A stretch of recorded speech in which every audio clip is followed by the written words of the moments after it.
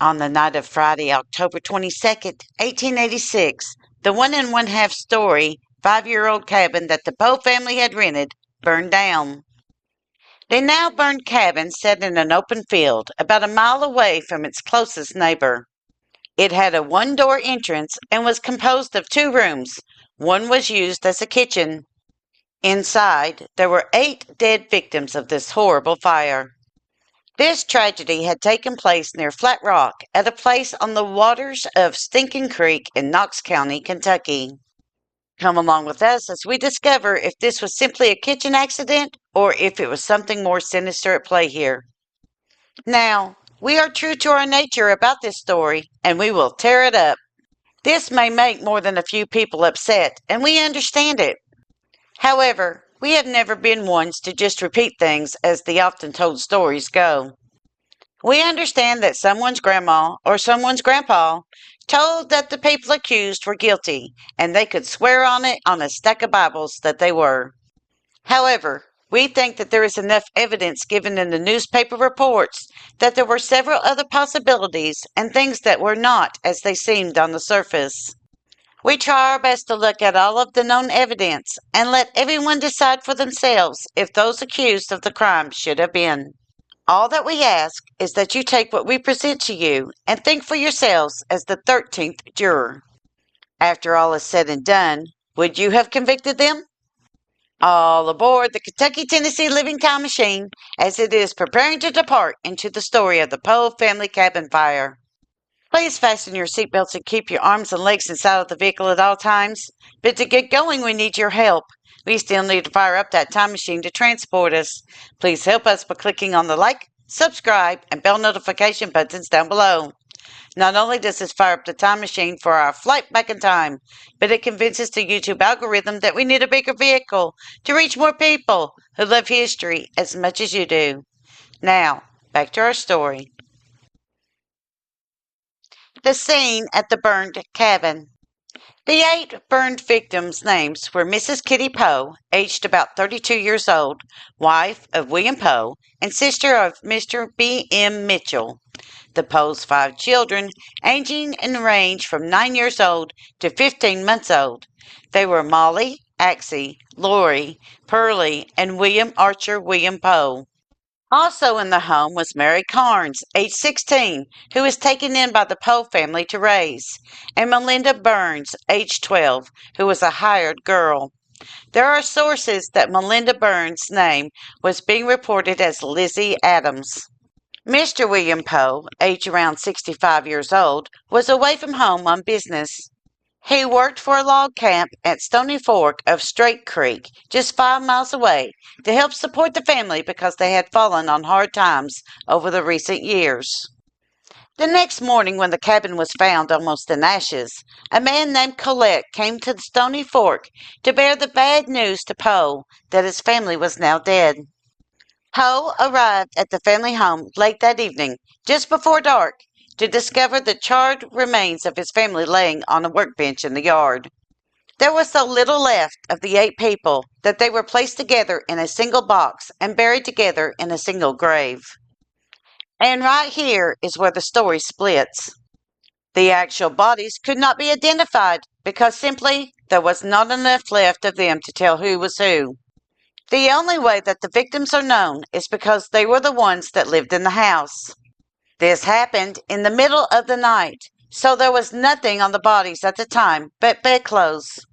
There was no actual way to tell how they died other than the bodies were burned.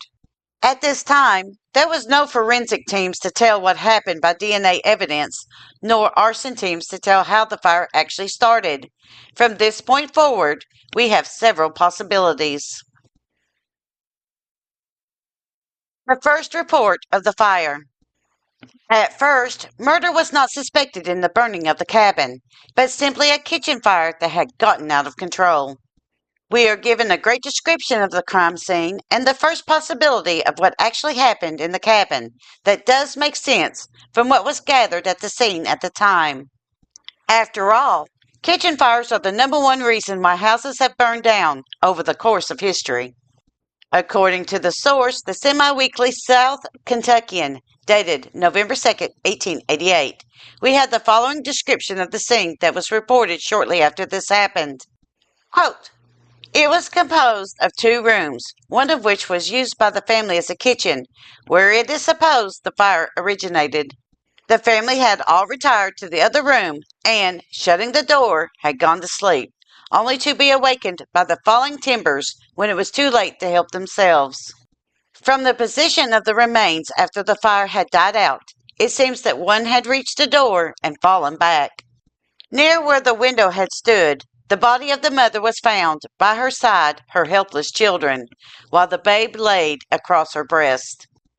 Remnants of bedclothing encircled all, indicating that the mother had fought the flames bravely in vain efforts to save the lives of herself and her children. Unquote. It would not take long for the story to change, and a little 10-year-old boy to tell everyone his version of events of what happened at the cabin that fateful night. A second possible reason for the fire. For some reason, a badly bruised little 10-year-old boy walks up to the authorities and starts to spill the beans about his parents. We will get into some plausible reasons why he might have done this in a moment, but for now, let's get into what he said about that night. According to the source, the semi-weekly Interior Journal, dated November 30th, 1886, we have the following report. Quote, it has been developed that the family of 8 persons supposed to have accidentally burned to death in Knox County a month since were murdered, their throats having been cut from ear to ear. The family, whose name were Poe, had refused to recognize as their social equal a man and his concubine, and she, enraged at this, planned the terrible murder and assisted her paramour in its execution.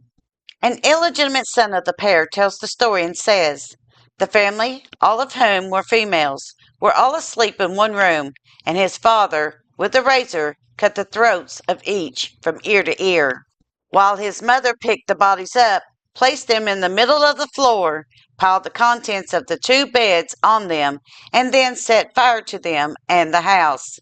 And that poor, helpless little baby screamed until the flames smothered it. Unquote. We have more to this story as found in the source, the Daily Evening Bulletin, dated November 30th, 1886. Quote, the family, whose name was Poe, seems to have had 2 neighbors whose reputation was bad, they having an illegitimate son, aged 10 years. Being refused admittance into the Poe's house, they became enraged and planned the horrible murder. The boy, suffering under a severe chastisement from his reputed father, now tells the whole story. He says the mother was talking about the matter for several days, and it accumulated during the night when Mr. Poe was absent and when his father and his mother left home for the Poe's house. They forbade him from going with them, but he skipped along without their knowledge and saw them enter the house. Unquote. Oh, we have several questions about this. And yes, our radar went off. 1. We have the possible motive as to why the little boy came in to talk to the authorities. Simply put, his father was mean to him. We don't know why he was being punished, or why his father took drastic measures to dole out punishment. And we can assume that the boy was mad about it, and that is why he told his story. Not to say that his story is not true. It very well could be. But it does seem suspicious that he came forward after this event. The second thing that raised our eyebrows was the fact that he described what happened in great detail. That all of the bodies were stacked up together and burned. But there is a detail here that does not match. He claims that the child cried until the flames smothered it. That does not match the scene of the fire, unless the child was placed alive in the mother's arms. Also, was he looking through a window or through a door unnoticed to witness all of these events going on? The bodies were so burnt, they were near cremation. There was no way to tell if their throats had been cut. Also, by the description of the boy's story, it seems that the scene was staged by his mother. He said that she carried the bodies. I can't see his mother carrying another grown woman about her own size into another room, especially when she is dead weight. Dragging? Maybe, but carrying? Not really. The third thing that made us really wonder it is the statement, quote, but he skipped along without their knowledge and saw them enter the house, unquote. Um, Wait a minute. You mean to tell me that two parents would not notice a 10-year-old child skipping along in an open field without their knowledge in the middle of the night? Just the sound of the child skipping would alert the parents of his presence. I don't know about you all, but at night when walking, you can hear everything that goes on around you. It is very hard for someone to be skipping along behind and not alert the people in front of them in the middle of the night. We are saying all of this because it is possible that the six jury members thought along the same lines that we are thinking here, that the story the boy relays is just not possible. However, let's flip the script once again and suppose that the boy is telling the truth about what happened here. After all, six jurors did believe him. According to the boy, Mrs. Warren was mad because Mrs. Poe wouldn't let her step into her house. This is a little surprising because we have the opposite take of the relationship between the two women. According to the semi-weekly Interior Journal dated February 4th, 1887, we have the following testimony from William Poe as to how the two women got along. Quote, I rented the house from Tom Gambrill, brother of Mrs. Warren. He came over the day I moved to put me in possession of the place, and said he and his sister had a few words with each other. This fuss was finally settled, and she helped him put some of her things out, and said to me, quote, this is your day, but mine will come after a while, unquote. After that, she seemed to be friendly. She and my wife visited each other and were friendly. I think Felix Mills and Alabama Mills were with Mrs. Warren at the burnt house when I got home, unquote. It seems that Mrs. Warren was mad at Mr. Poe, not Mrs. Poe here. But let's just say, for the sake of an argument here, that Mr. Poe didn't know everything, that something happened between the two women that he was not aware of. After all, it is not unheard of for two housewives to get into a squabble. And let's say that it is true that Mrs. Poe had enough of Mrs. Warren and forbade her into her house ever again. Would that alone have been a motive for murder? The boy and six jurors sure seems to think so. A third possible reason for the fire. Now, just for fun, we're going to take a look at the one person that has escaped scrutiny here, Mr. Poe. After all, the one person who is most likely to kill you eats breakfast with you every single morning. It's a sad fact of life. First, let's look at his behavior when he gets to the scene of the fire. We have this description of Mr. Poe from the source, Semi-Weekly South Kentuckian, November 2nd, 1886.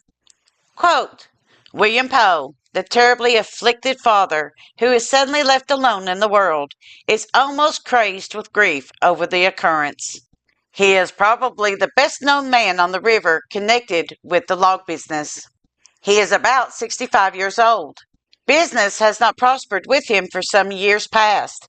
He was compelled to retire from a more comfortable home and seek shelter for his family where best it could be found, until drawn to this lonely spot where scarcely ever a person passed. Here, the family was left while the husband and father went in search of a support for them, and at the time of their death was at his log camp on Stony Fork of Straight Creek, about 5 miles distant. The scene after the fire was heartrending. Mr. Poe, having been informed and arriving early, went about wringing his hands and uttering the most piteous moans, while those standing around freely wept with the afflicted man in his terrible misfortune, unquote. We will give Mr. Poe a little bit of grace here, but we will still tear this apart in a few moments. However, Mr. Poe was not done in his grief yet.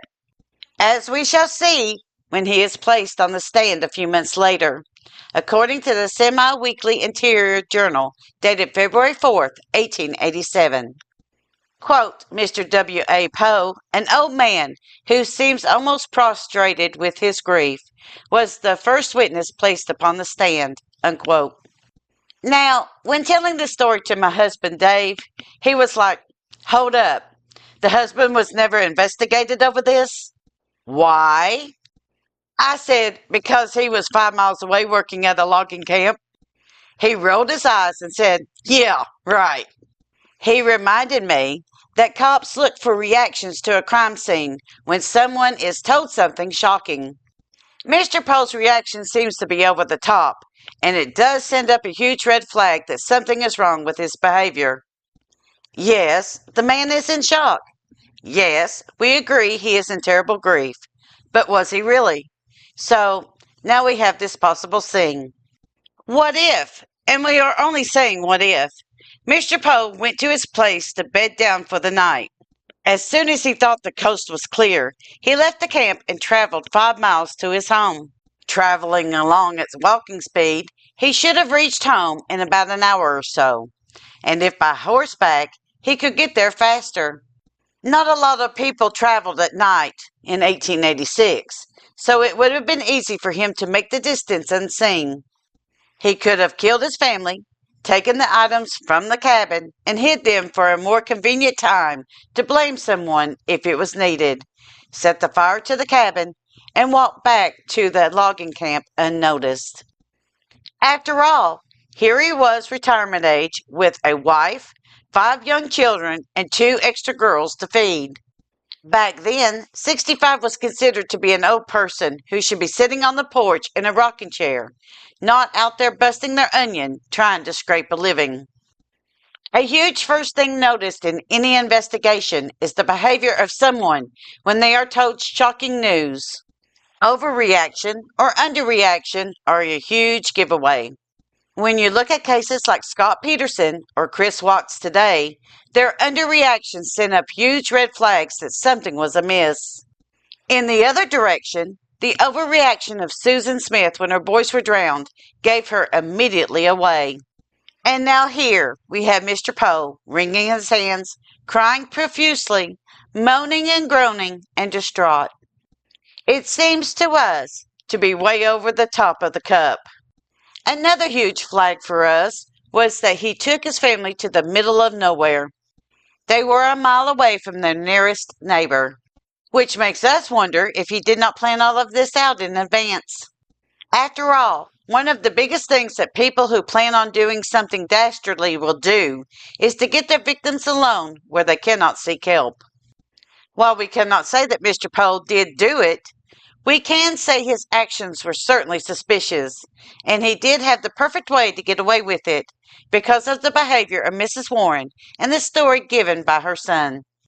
And it kindly shocks us that Mr. Poe was not investigated. We hear of no questions being asked of anyone at the logging camp concerning this case who might have seen or heard something. The fourth possibility for the fire. Let's take for granted that everyone is correct and that Amelia Gambrill Warren, Alabama Mills, Bryce Mills, Felix Mills, Elias Jackson, and W. Riley Smith really had something to do with the fire. After all, 6 jurors did believe that they were involved and possibly guilty of the evidence against them. This little group did not have the best of reputations in the community. It would be safe to say that today they would be considered low or no class. But what would be their motive to do such a deed? Well, for one thing, Mrs. Warren and her brother Tom Gambrill had a huge fight before the Poe family moved into the cabin. Mrs. Warren had some of her things stored in the cabin for safekeeping. It is possible that she was actually in the process of moving into it if it was in better condition than her current situation. The cabin was only 5 years old at that time, so it could be considered to be a new home. But for whatever the reason, Tom was not going to let his sister live there. He forced her to move all of her things out of the cabin so that the Poe family could move in. And we don't have everything that is said between her and Mr. Poe, only that she gave him the threat that his day was today and her day would be in a while. So, could this very thing been what caused Mrs. Warren to bide her time? Then we have the story that Mrs. Poe told Mrs. Warren that she was no longer allowed in her house. Could it be that what happened between the two women that caused the catalyst for the events to come? Was Mrs. Warren telling Mrs. Poe that she had plans to live in that home? Did Mrs. Poe look down at her nose at Mrs. Warren because of her lifestyle? Could these two events together been the motive behind what happened to the Poe family? Was it for revenge? Or simply because Mrs. Warren was tired of waiting for her chance to live in the cabin? The missing contents. Here we come to the items that were missing from the cabin. The list is given to us by Mr. Poe during his testimony at the Warren trial. According to the report by the Semi-Weekly Interior Journal, dated February 4th, 1887. Quote, had some gold and silver money in the house, about $40. Found none but 125 and 110 and 1 5-cent piece in silver. Wife had a breastpin and earrings. Found none of them. Had a ring on her finger and others in trunk. None of them were found. Had 3 zinc trunks, 1 cotton mattress with a steel spring in each corner. None of them were found. Also had a feather bed and a sewing machine, and could find nothing left of any of these things. Unquote. These items would be found in the cellar of the accused party. According to the Semi-Weekly South Kentuckian, dated November 30th, 1886, we have the following report. After the women had been slain and then set on fire, this is the further testimony of the 10-year-old boy. Quote, then also fired the house, took some bed clothing and other articles and departed. On the boy's statement, arrest and investigation followed, and the Poe articles were found in the cellar of the suspected party's house. They refused to be interviewed and are now in the Barberville jail awaiting an examination. Unquote. Now, we do have a way that those accused of the crime could have carried off all of these articles. According to the Semi-Weekly Interior Journal, dated February 4th, 1887. Quote, another witness, Caroline Rich, would testify to the effect that she had stayed with Mrs. Warren that very day. And somewhere around 3 o'clock, Mrs. Warren left the house stating that she was going to haul in some corn and took the cattle and sled with her as she left. She returned to the house somewhere between 12 and 1 o'clock that night and did not mention anything about the cabin being burnt. Unquote.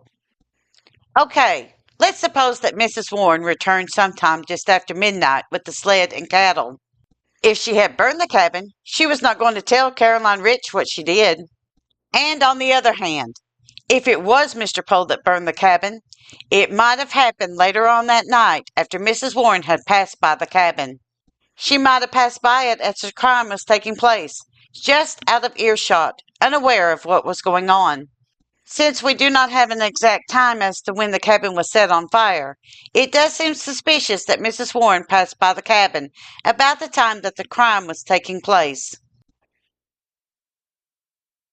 Arrest of the accused. The names of the people accused of this horrific crime were Amelia Permelia Gambriel Warren, Alabama Mills, Bryce Mills, Felix Mills, Elias Jackson, and W. Riley Smith. It seems that Amelia, or Permelia, was accused of being the leader of the gang that attacked and murdered the Poe family.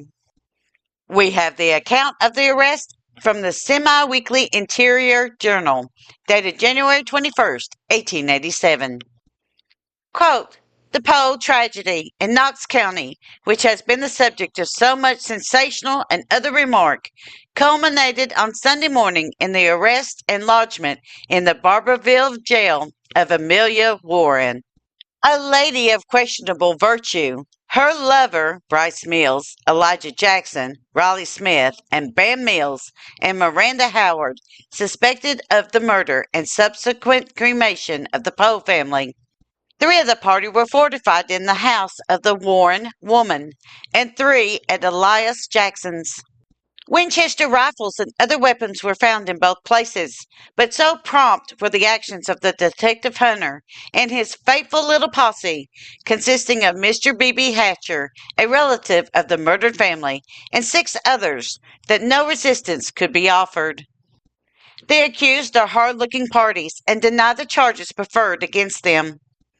A great deal of deliberation, however, has been exercised in the arrest, and it is not likely that, if guilty, they will escape the lawful penalty that should follow so devilish a crime. Unquote. So, the people were now under arrest and now sitting in jail. Would they be denied bail? According to the Big Sandy News, dated February 10th, 1887, the accused would be held over without bail until trial. Quote, held for the murder of the Poe family, Louisville, Kentucky, February 4th. Judge Wyatt recommitted the parties without bail who were arrested for the murder of the Poe family in Kentucky.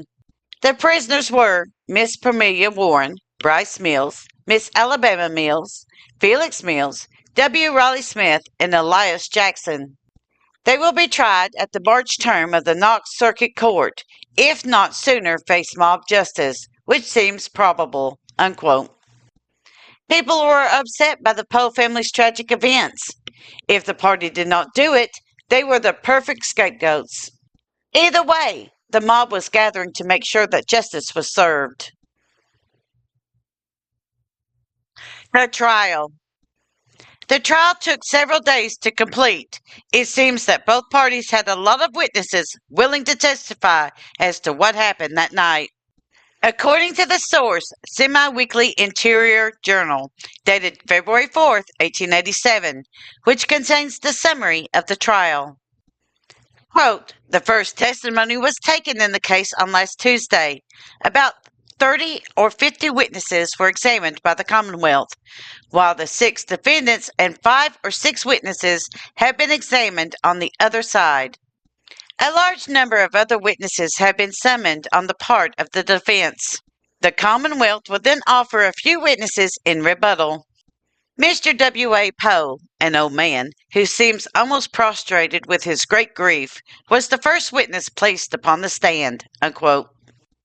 In his testimony, Mr. Pope describes his house, the missing contents, how the bodies were found when he got home, and how he rented the house, and what was said about the quarrel between Pamelia Warren and her brother Tom Gambrell. He also states that his wife, Anne Warren, were on good terms as far as he understood things, and that Warren and the others were present, doing all that they could to help the situation. Another witness would testify that she heard Mrs. Warren state that the house should be burned. She also heard Bryce Mills state that it should be destroyed. Mrs. Warren would testify that she never left the house and was home at the time of the crime. That she knew nothing of what happened until Saturday about 1 o'clock. She claims that the first person who told her about what happened was Jim Bingham, and that she went to see what she could do to help. Even though each of the defendants testified as to what they were doing and where they were at the time of the crime, they had not been able to prove any of it. And really, how could they prove that they were in their beds asleep? There were no eyewitnesses that they were there other than the other accused people. The verdict. The verdict wasn't exactly what everyone wanted to hear when it came to this case. According to the source, Semi-Weekly Interior Journal, on March 29, 1887, we have the account of the jury verdict. Quote, juries most always hang themselves if possible. That in the case of Pamelia Warren and others charged with the murder and cremation of the Poe family in Knox County was not an exception. And reporting that it could not agree Saturday afternoon was discharged. The defendants were then allowed bail and $2,000. The jury stood 6-6 for and against conviction. Unquote. Evidently, there was not enough new evidence to retry the defendants because this is where the story ends. Or is it? Were the defendants guilty? Or just simply easy targets for the prosecution to accuse of the murders? Was the testimony of the little boy correct? Or was he blaming his parents for something that someone else did? After all, the little boy did give enough evidence for the police to believe that he was present when the crime had taken place. Or was he? The bodies were burned to the point that they were considered to be cremated. There was simply no way to determine if the women had their throats slashed or not. But then again, how do we explain all of the contents in the cellars of the house of the accused? Do you believe that the people accused are guilty or not? Let us know in the description box below. Thank you. Kentucky Tennessee Living would like to thank you for watching our video series on the Poe family tragedy. Don't forget to hit that like button, as the more likes we receive, the more likely YouTube is to suggest our videos to other viewers. Also, to receive notice when we upload a new video, be sure to subscribe and click the bell notification button. Be sure to double check that you are subscribed, as some of our viewers are finding that they are no longer subscribed to our channel. We thank you for continuing to support Kentucky Tennessee Living as we are discovering the mysteries in Appalachian history.